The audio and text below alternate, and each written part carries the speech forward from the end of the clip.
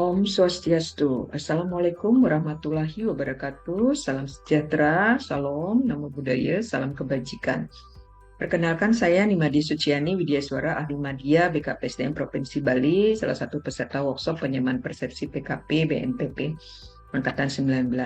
Pada kali ini saya akan menyajikan tentang strategi pembelajaran agenda 3. Nah, pada pembelajaran agenda 3 ada 7 mata pelatihan yang coba saya kelompokkan menjadi kelompok 1, 2, dan 3 gitu ya. Satunya komunikasi dalam pelayanan publik, perencanaan kegiatan pelayanan publik, dan penyusunan RKA pelayanan publik. Kelompok 2-nya pelayanan publik digital dan manajemen mutu, kemudian kelompok 3-nya manajemen pengawasan dan pengendalian pelaksanaan pekerjaan. Jadi ini hanya semata-mata untuk memudahkan saya ketika di dalam kegiatan distance learning maupun klasikalnya untuk mereview ketujuh mata pelatihan itu, mereview atau memberi penguatan. Nah, kegiatan blended learning ini dibagi menjadi 3, yaitu belajar secara mandiri di emosinya, kemudian distance learning dan klasikal.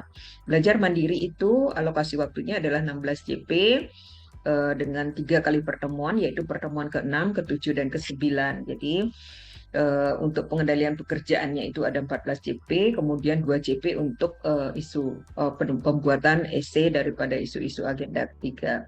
Jadi alokasi waktunya seperti itu. Kemudian untuk distance learning ada 4 hari kegiatan gitu ya, dengan 27 JP, 9 JP-nya sinkron dan 18 JP-nya asinkron. Asinkron ini adalah penugasan, jadi baik penugasan individu maupun penugasan kelompok. Individunya 8 JP, kemudian kelompoknya 10 JP. Nah, saya akan langsung saja mulai dengan bagaimana desain pembelajaran pada tahapan e-learning-nya atau distance learning-nya. Jadi ini pada hari pertama pada e-learning, yaitu hari ke-15 ya. Di sini ada 3 JP untuk sinkron dan 4 JP untuk asinkronnya. Nah, untuk sinkron yang perlu digambarkan dengan jelas kan pada saat sinkron ya, karena mereka tatap muka di layar selama 3 JP, harus jelas dengan waktu yang sangat singkat bagaimana bisa memanajemen waktunya. Dan RKA pelayanan publik, kalau dia sebuah inspirasi itu akan menjadikan menulis gitu ya hal-hal inspiratif tadi sehingga menjadi pelayanan publik yang inspiratif. Nah, lalu mereka juga membuat learning log ya, jadi menulis pengalaman mereka selama belajar baik secara mandiri maupun secara distance learning.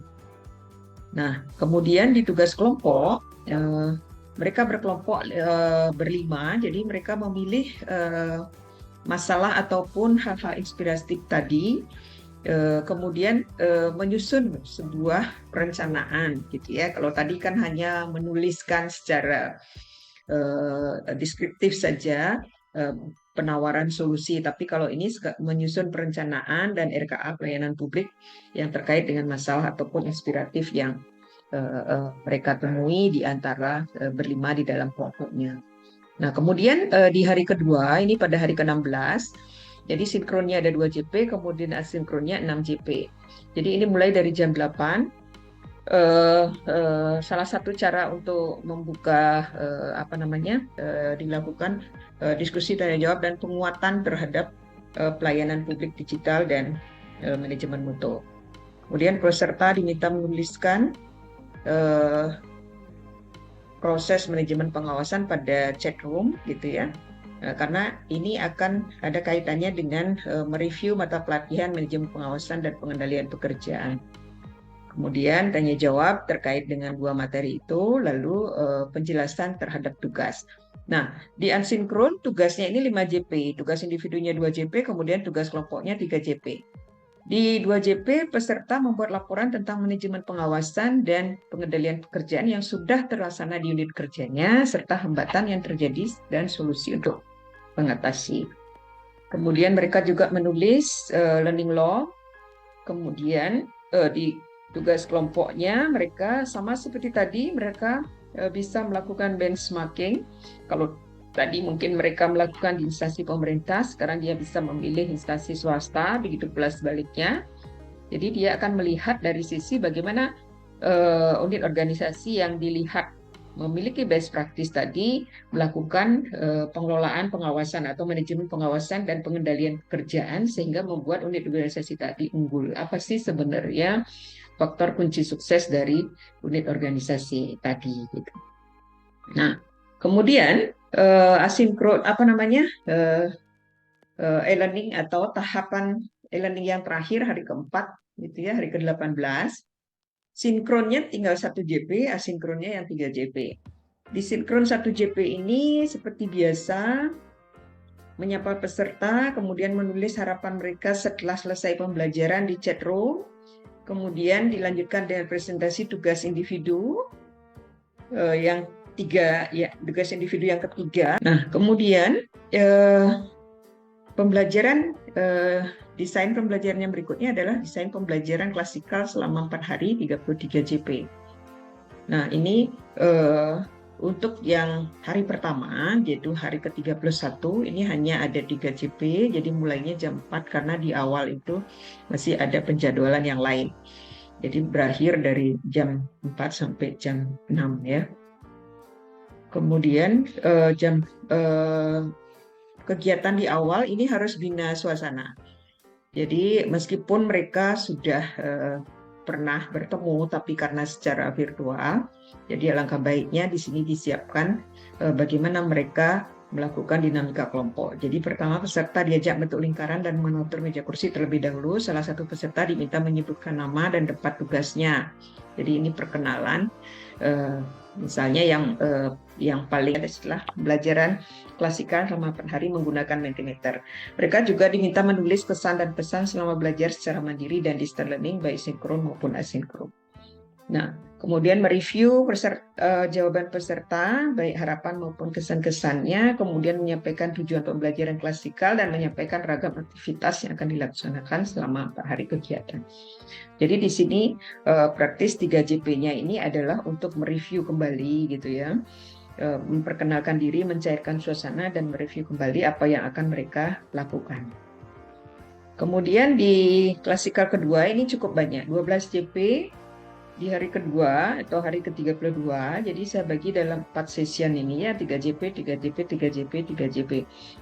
Jadi seperti biasa di awal 3 JP ada permainan berhitung ya. Jadi ada peserta diminta kalau masih ruangannya masih memadai untuk membentuk lingkaran, jadi peserta pertama berhitung dari 1, 2, 3, kemudian setiap kelipatan 3 misalnya dia harus mengatakan door gitu ya. Jadi melatih konsentrasi. Jadi kita bisa mengulangi kelipatan 4 atau kelipatan 5 dan seterusnya. Kemudian selanjutnya akan dilakukan review dan penguatan materi untuk kelompok materi yang pertama. Jadi komunikasi pelayanan publik, perencanaan kegiatan publik, dan penyusunan RKA. Jadi ini kembali dilakukan di mana waktunya sekarang kan akan lebih banyak dan lebih leluasa. Jadi di sini bisa menambahkan penguatan pada materi dari daring ketika tatap muka virtual tadi. Kemudian berikutnya adalah hari ketiga gitu ya, pada klasikal ini ada 9 JP, saya bagi dalam 3 sesi ya. Jadi seperti biasa di pagi hari ada ice breaking dengan menyanyikan sebuah lagu Marina menari dengan beberapa gerakan. Ini juga melatih konsentrasi. Jadi fasilitator menunjukkan ketika gerakannya apa, lagunya apa, kata-kata lagunya apa, gerakannya seperti apa. Lalu fasilitator bisa mengubah-ubah lagu itu. Kemudian review penguatan materi pelayanan publik, manajemen mutu serta implementasinya. Kemudian tanya jawab terkait kedua materi tersebut dan implementasinya.